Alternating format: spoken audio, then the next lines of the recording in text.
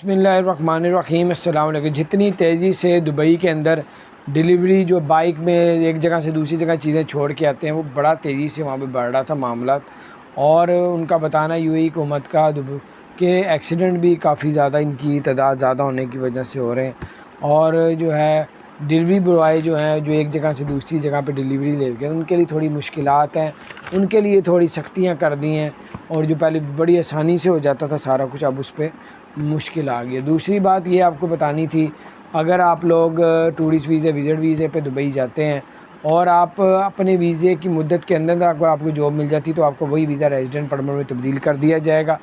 اگر آپ وہاں پہ اوور اسٹے ہو جاتے ہیں اور پھر آپ کو جاب مل جاتی ہے اوور اسٹے کے درمیان، تو پھر آپ کو ویزا نہیں ملے گا بلکہ ریجیکٹ کر دیا جائے گا۔ تو بہرحال یہ کچھ اپڈیٹس تھی، میں نے کہا آپ سے شیئر کروں۔